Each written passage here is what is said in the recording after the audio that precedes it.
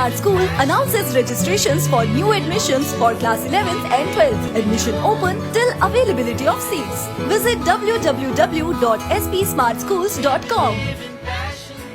Budgam police ने बड़गाम जिले में जागरूकता रैलियां, वाद विवाद और सेमिनारों के आयोजन के माध्यम से विभिन्न पुलिस प्रतिष्ठानों में नशीली दवाओं के दुरुपयोग और अवैध तस्करी के खिलाफ अंतर्राष्ट्रीय ड्रग दिवस मनाया। युवाओं और समाज को नशीली दवाओं से दूर रहने और नशीली दवाओं के दुरुपयोग के दुष्प्रभावों के बारे में जागरूक करने के लिए सार्वजनिक स्थानों पर नशीली दवाओं के दुरुपयोग पर बैनर और तख्तियां प्रदर्शित की। इस दौरान government higher secondary school Magam से रैली भी निकाली गई, जिसमें स्थानीय लोगों के अलावा छात्रों, युवाओं और समाज के सम्मानित नागरिकों ने भाग लिया। ट्रैफिक पुलिस जम्मू में ट्रैफिक कानूनों का उल्लंघन करने वालों के खिलाफ अभियान छेड़े हुए है।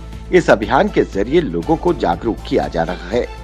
सीट बेल्ट पहनना, दो पहिया वाहन व उसके पीछे बैठे व्यक्ति को भी हेलमेट पहनना कंपलसरी है। ट्रिपल राइडिंग, रैश ड्राइविंग के बारे में भी जागरूक किया गया। गाड़ी चलाते समय लोगों को मोबाइल फोन न इस्तेमाल करने की हिदायतें दी गयी। ये अभियान 30 जून तक चलेगा। इसके बाद 1 जुलाई से ट्रैफिक पुलिस सख्ती करना शुरू कर देगा और लोगों के भारी भरकम चालान कटने शुरू हो जाएंगे। लोगों से ट्रैफिक विभाग के अधिकारियों ने अपील की कि ट्रैफिक कानूनों का सख्ती से पालन करें। सीआरपीएफ ने श्रीनगर सेक्टर में अपने राशन वितरण अभियान को जारी रखते हुए बालटाल के पास 2 स्थानों पर राशन वितरण शिविर लगाए। गांधरबल जिले के अंतर्गत आने वाले क्षेत्र में पोनी वालों को इस वितरण के लिए चुना गया, जो इस साल अमरनाथ यात्रा रद्द होने के बाद एक अंधकार में भविष्य देख रहे थे। दोमेल, बालटाल, गगनगीर, गुंड के इन लोगों को रोजी रोटी के लाले पड़ गए थे। 118 बटालियन सीआरपीएफ ने गुंड में इन शिविरों का आयोजन किया, जहां 150 से अधिक जरूरतमंद परिवारों को 1 महीने के लिए मुफ्त राशन प्रदान किया गया। इसमें 25 किलो चावल, 10 किलो आटा, 2-2 किलो दालें, नमक, चीनी, तेल जैसे दैनिक जरूरत की खाद्य पदार्थों को बांटा गया। जम्मू में डोगरा फ्रंट के अध्यक्ष अशोक गुप्ता की अगुवाई में महबूबा मुफ्ती द्वारा पाकिस्तान से बातचीत करने को लेकर दिए गए बयान को लेकर नेताओं और कार्यकर्ताओं ने प्रधानमंत्री नरेंद्र मोदी से कार्रवाई करने की मांग को लेकर प्रदर्शन किया। उन्होंने मांग की कि पाकिस्तान की बात करने वाली महबूबा मुफ्ती को जेल में भेज दिया जाए। हाल ही में सोशल मीडिया पर एक वीडियो वायरल हुआ, जिसमें कुछ लोगों को एक गर्भवती महिला को लकड़ी के स्ट्रेचर पर ले जाते हुए गांव और जंगलों से गुजरते देखा गया था। छानबीन करने के बाद पता चला कि वीडियो पंचायत बांग्ला के खूनू बड़बग्गी इलाके का है। 21वीं सदी में लोगों को इस तरह की समस्याओं का सामना करते हुए देखना बहुत दुर्भाग्यपूर्ण है। सड़कों और बुनियादी ढांचे की कमी ने इन पहाड़ी क्षेत्र के लोगों के जीवन को चुनौतीपूर्ण और कभी-कभी जीवन के लिए खतरा बना दिया है। आप खुद देख सकते हैं कि कैसे महिला को लिया जा रहा है, ना सड़क, ना कोई और सुविधा। जम्मू कश्मीर के पूर्व मुख्यमंत्री और नेशनल कॉन्फ्रेंस के प्रदेश उप प्रधान उमर अब्दुल्ला ने कहा कि गुपकार गठबंधन अपने एजेंडे पर अभी भी कायम है।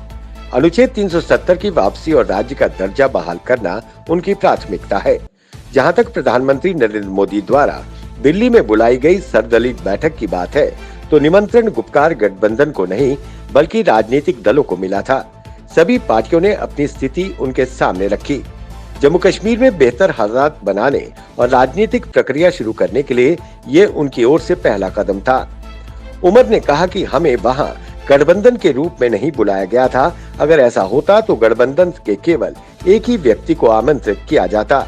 हमने उस बैठक में ऐसा कुछ नहीं कहा जो गुपकार अलायंस के एजेंडे के बाहर हो। हम राज्य का दर्जा बहाल करने और अनुच्छेद 370 को वापस लाने की अपनी मांग पर अडिग है। न केवल महबूबा मुफ्ती बल्कि डॉक्टर फारूक अब्दुल्ला ने बैठक में ये बात भी कह डाली है कि भाजपा को अनुच्छेद 370 को निरस्त करने के अपने एजेंडे में सफल होने में 70 साल लग गए।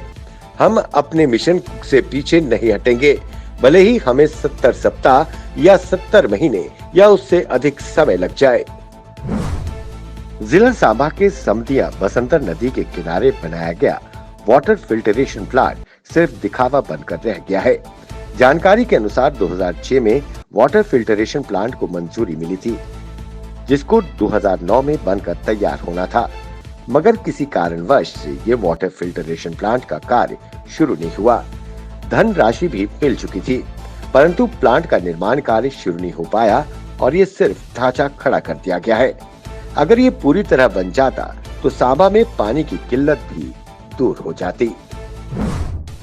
कश्मीर घाटी की शोपिया वर्किंग जर्नलिस्ट एसोसिएशन द्वारा एक निकाय का गठन किया गया, जिसमें वरिष्ठ पत्रकार मोहम्मद अशरफ हमदाद को अंतरिम अध्यक्ष चुना गया। वहीं संवाददाता उमर रशीद को सचिव चुना गया। बैठक में क्षेत्र के पत्रकारों से जुड़े कई मुद्दों पर विस्तार से चर्चा की गई। भारतीय सेना ने अपने सद्भावना कार्यक्रम के तहत बनिहाल तहसील के लंबर बाउल के दूरदराज के निवासियों को मूलभूत चिकित्सा सुविधा उपलब्ध कराने के उद्देश्य से मेडिकल कैंप का आयोजन किया। इस मेडिकल कैंप के दौरान 459 मरीजों का चेकअप किया गया। वहीं इस मेडिकल कैंप के दौरान स्थानीय लोगों को नियमित रोगों की देखभाल, दवाइयां, medical practices for healthy life, स्वस्थ जीवन शैली, परिवार नियोजन जैसे विषयों पर जागरूक किया गया।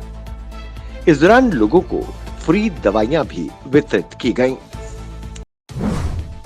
कांग्रेस के प्रदेश अध्यक्ष गुलाम अहमद मीर ने कहा कि आज शायद केंद्र सरकार को एहसास हो रहा है कि 5 अगस्त 2019 के बाद जो उन्होंने फैसले लिए हैं, उससे जम्मू कश्मीर के लोग नाराज हैं। केंद्र को जम्मू कश्मीर के राजनेताओं से पहले ही वार्ता की पहल करनी चाहिए थी। खैर, देर आए दुरुस्त आए। मीर ने कहा कि केंद्र सरकार को जल्द जम्मू कश्मीर को राज्य का दर्जा बहाल करना चाहिए। इसके साथ जम्मू कश्मीर की जनता की संवैधानिक गारंटी को सुनिश्चित बनाना चाहिए।